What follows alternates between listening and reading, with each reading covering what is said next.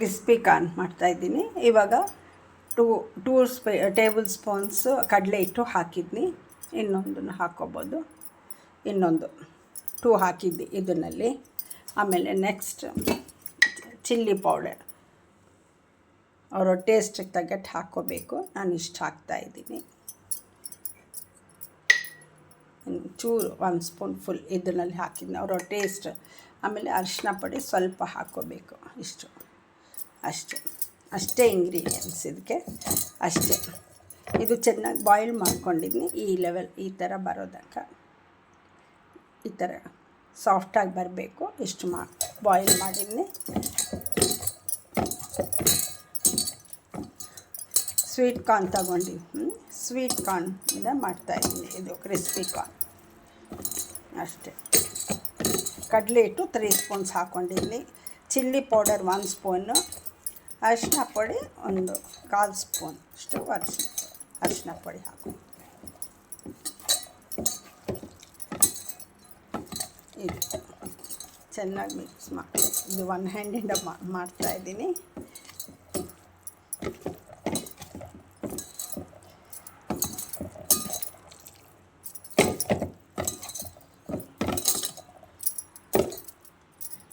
ಇನ್ನೊಂದು ಸ್ಪೂನ್ ಹಾಕ್ಕೊಳ್ತೀನಿ ಕಡಲೆ ಹಿಟ್ಟು. ಇನ್ನೂ 1 ಸ್ಪೂನ್ 3 ಸ್ಪೂನ್ ಹಾಕಿದ್ನಿ ಆಲ್ರೆಡಿ.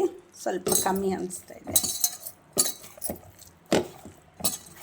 ಕ್ರಿಸ್ಪಿಯಾಗಿ ತುಂಬ ಚೆನ್ನಾಗಿ ಬರುತ್ತೆ. ಮಕ್ಕಳು ತುಂಬ ಇಷ್ಟಪಡ್ತಾರೆ. ಹೋಟೆಲ್ ಹೋಗಿದರೆ ತುಂಬ ಕಾಸ್ಟ್ಲಿ ಇರುತ್ತೆ. ಅದಕ್ಕಿಂತ ನಾವು ಮನೆಯಲ್ಲಿ ಸ್ವಲ್ಪ ಒಳ್ಳೆ ಇದು ಆಯಿಲನ್ನು ಚೆನ್ನಾಗಿರುತ್ತೆ. ಆಮೇಲೆ ಇದು ಚೀಪ್ ಆ್ಯಂಡ್ ಬೆಸ್ಟ್ ಟೇಸ್ಟಿಯಾಗಿಯೂ ಇರುತ್ತೆ. 2 ಕಾರ್ನ್ ತಗೊಂಡಿದ್ವಿ. ಇಷ್ಟು ಬಂದಿದೆ ಅಷ್ಟೆ. ಇನ್ನೂ 1 ಸ್ಪೂನ್ ಹಾಕ್ಕೋಬೋದು. 3 ಸ್ಪೂನ್ಸ್ ಹಾಕಿದ್ವಿ. ಇವಾಗ ಇನ್ನೊಂದು ಸ್ಪೂನ್ ಹಾಕ್ತೀನಿ. ಇಷ್ಟು ಕಡಲೆ ಹಿಟ್ಟು 4 ಸ್ಪೂನ್ಸ್ ಹಾಕ್ಕೊಂಡಿದ್ವಿ ಅಷ್ಟೇ. ಒಂದೊಂದು ಸರ್ತಿ ನಾನು ಇದು ಕಾರ್ನ್ಫ್ಲೋರಿಂದನೂ ಮಾಡ್ತೀನಿ. ಕಾರ್ನ್ಫ್ಲೋರು, ಆಮೇಲೆ ಕಡಲೆ ಹಿಟ್ಟು, ಸ್ವಲ್ಪ ಮೈದಾ ಹಿಟ್ಟು, ಸ್ವಲ್ಪ ಅಕ್ಕಿ ಹಿಟ್ಟು ಹಾಕಿನೂ ಮಾಡ್ತೀನಿ. ಈ ಸರ್ತಿ ಈ ಥರ ಮಾಡಿ ನೋಡೋಣ ಅಂತ ಇವಾಗ ಈ ಥರ ಮಾಡ್ತಾಯಿದ್ದೀನಿ.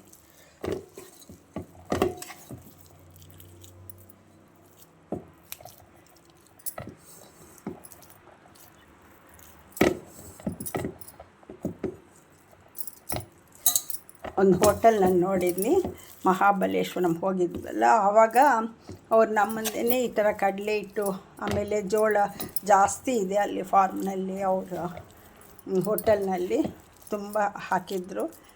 ಕಾರ್ನ್ಫ್ಲೋರ್ ಇದು ಜೋಳ ಮುಷ್ಕಿನ ಜೋಳ ಜಾಸ್ತಿ ಇತ್ತು. ಸ್ವೀಟ್ ಕಾರ್ನ್ ಜೋಳ. ಅದರಿಂದ ಬೇಗ ಈ ಥರ ಮಾಡಿಕೊಟ್ರು ನಮ್ಮ ಮುಂದೆ. ಅದಕ್ಕೆ ಆವಾಗ ನೋಡಿದ್ನಲ್ಲ, ತುಂಬ ಚೆನ್ನಾಗಿತ್ತು ಟೇಸ್ಟ್. ಅದಕ್ಕೆ ಈ ಥರ ಒಂದು ಸತಿ ಮಾಡೋಣ ಅಂತ ಮಾಡ್ತಾಯಿದ್ದೀನಿ ಇವಾಗ.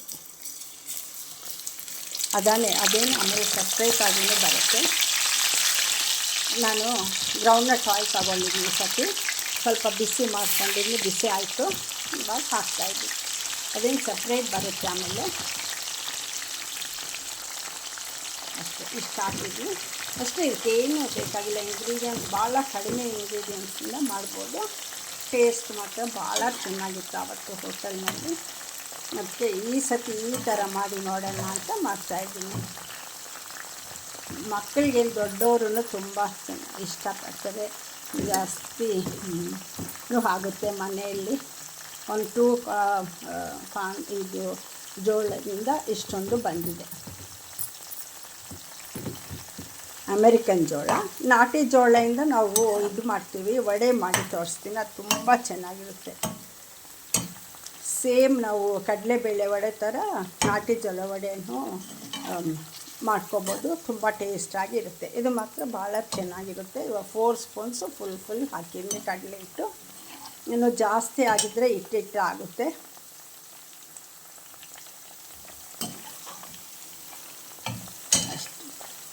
ಖಾರ ಮಾತ್ರ 1 ಸ್ಪೂನ್ ಹಾಕಿದ್ದೀನಿ. ಬೇಕಾದರೆ ಸ್ವಲ್ಪ ಜಾಸ್ತಿನೂ ಹಾಕ್ಕೋಬೋದು. ಕಡಿಮೆ ಬೇಕಾದ್ರೂ ಕಡಿಮೆ ಹಾಕ್ಬೋದು. ನಮ್ಮ ಮಕ್ಕಳು ಇಷ್ಟ ತಿಂತಾರೆ. ಮಕ್ಕಳಲ್ವ ತುಂಬ ಖಾರ ಅಂತಾರೆ. ಅದಕ್ಕೋಸ್ಕರ ಸ್ವಲ್ಪ ಹಾಕಿದ್ದೀನಿ. ಆಮೇಲೆ ಸೈಡಿಗೆ ಇದಕ್ಕೆ ಚಿಲ್ಲಿ ಸ್ವಲ್ಪ ಕಟ್ ಮಾಡಿ ಉದ್ದ ಮಾಡಿ ಇಟ್ಕೊಬೋದು. ದೊಡ್ಡವ್ರಿಗೆ ಬೇಕಾದರೆ ಒಂದು ಸತಿ ಆಯಿಲ್ನಲ್ಲಿ ಮಾಡಿ ಆಮೇಲೆ ಇದು ಈರುಳ್ಳಿ ಸ್ಮಾಲ್ ಪೀಸಸ್ ಮಾಡ್ಕೊಂಡು ಅದನ್ನು ಬೇಕಾದ ಇಷ್ಟ ಇರೋರು ಸೈಡ್ಗೆ ಇಟ್ಕೋಬೋದು. ಕರಿಬೇವನ್ನು ಅಷ್ಟೇ, ಮಕ್ಕಳಾದರೆ ಬರೀ ಇದು ಮಾತ್ರ ಇಷ್ಟಪಡ್ತಾರೆ, ಅದಕ್ಕೋಸ್ಕರ ಇದು ಹಾಕಿ ಕೊಡ್ಬೋದು ಅವ್ರಿಗೆ. ಅಷ್ಟೇ ಫ್ರೈ ಆಗಬೇಕು. ಇವಾಗ ಹೈನಲ್ಲಿರ್ತೀನಿ, ಸ್ವಲ್ಪ ಹೊತ್ತು ಸಿಮ್ನಲ್ಲಿಟ್ಟಿದ್ದೀನಿ. ಇವಾಗ ಹೈ ಮಾಡಿಕೊಂಡು ಫ್ಲೇಮು ಜಾಸ್ತಿ ಮಾಡ್ಕೋಬೇಕು ಇವಾಗ. ಆಮೇಲೆ ನಾನು ತೋರಿಸ್ತೀನಿ ಇವಾಗ.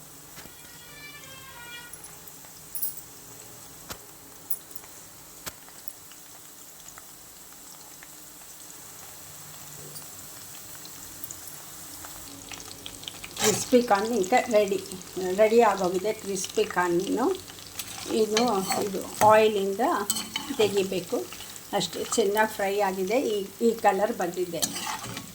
ಈ ಥರ ಬರೀ ಕಡಲೆ ಹಿಟ್ಟು ಮಾತ್ರ ಹಾಕಿದ್ನಿ. ಅಲ್ಲಿ ನೋಡಿದ್ನಿ ಒಂದು ಹೋಟೆಲ್ನಲ್ಲಿ ಮಹಾಬಲಿಪುರಂನಲ್ಲಿ. ಅದಕ್ಕೆ ಈ ಥರ ಒಂದು ಸತಿ ಮಾಡೋಣ ಅಂತ ಇವಾಗ ಮಾಡಿದ್ನಿ. ಇದರಲ್ಲಿ ಒಂದು ಸ್ವಲ್ಪ ಇವಾಗ ಈಗ ಹಾಕಿದ್ನಿ. ಇದು ಒಂದು ಮೆಣಸಿನ್ಕಾಯಿ ಹಾಕಿದ್ನಿ, 2 ಇಷ್ಟ ಇರೋರು. ಈಗ ಆಫ್ ಮಾಡ್ತಾಯಿದ್ದೀನಿ, ಸ್ಟವ್ ಆಫ್ ಮಾಡಿದ್ನಿ.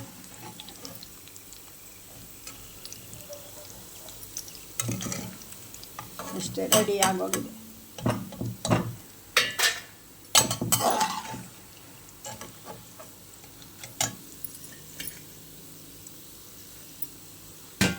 ಈ ಕಲರ್ ಬಂದರೆ ತುಂಬ ಚೆನ್ನಾಗಿರುತ್ತೆ ಟೇಸ್ಟ್ ಮಾತ್ರ. ಬೇಕು ಆಫ್ ಮಾಡಿಬಿಟ್ಟಿದ್ದೀನಿ. ಸ್ವಲ್ಪ ಬಿಸಿ ಇದೆಯಲ್ಲ, ಅದರಲ್ಲಿ ಸ್ವಲ್ಪ ಫ್ರೈ ಆಗ್ತಾ ಇರುತ್ತೆ, ಅದಕ್ಕೋಸ್ಕರ ಆಫ್ ಮಾಡಿದ್ದೀನಿ.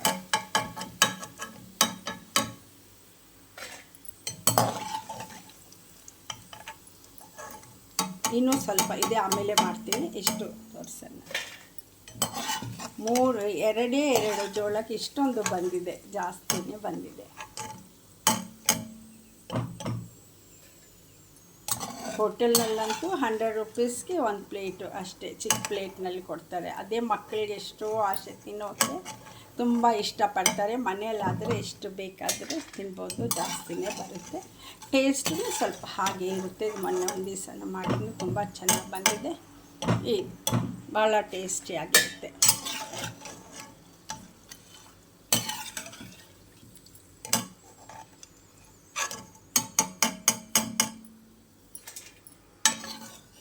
ಅದು ಒಳ್ಳೆಯದು ಕೂಡ.